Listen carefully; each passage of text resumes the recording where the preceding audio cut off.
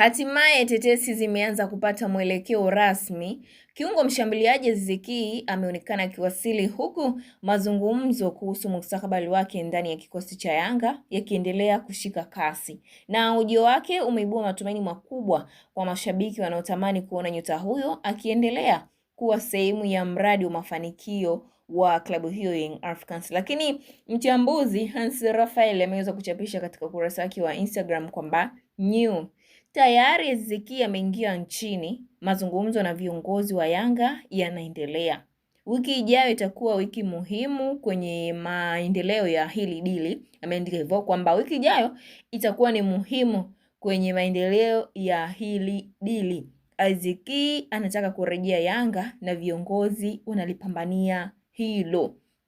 Amemaliza hivyo katika ukurasa wake wa Instagram wa mchambuzi huyu Hans Raphael Mwambeki, waweza kumuita pia Fabrizio wa Tanzania.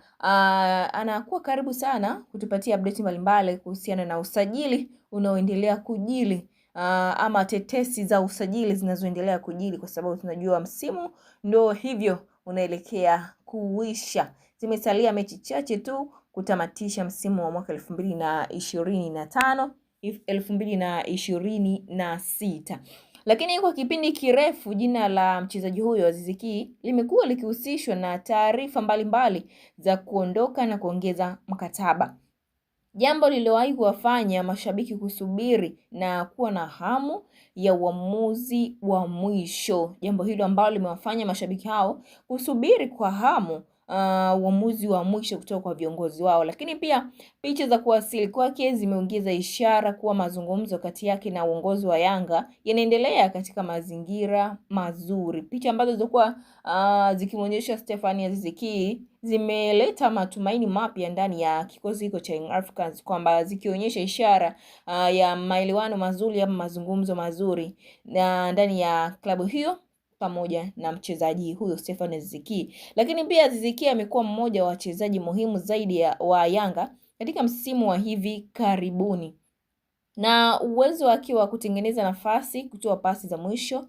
kufunga mabao na kuiongoza safu ya ushambuliaji umemfanya kuwa tegemeo kubwa ndani ya kikosi hiko cha Young Africans Yanga.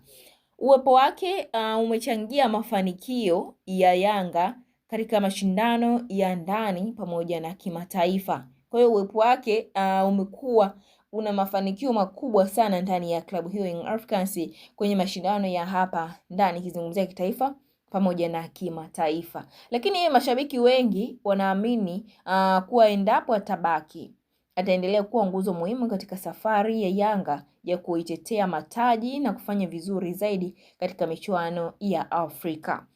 Na hata hivyo, macho na masikio yote yanaelekezwa kwa uongozi wa klabu ili kupata tamko rasmi kuhusu hatima yake mchezaji huyo Stephane Aziz Ki.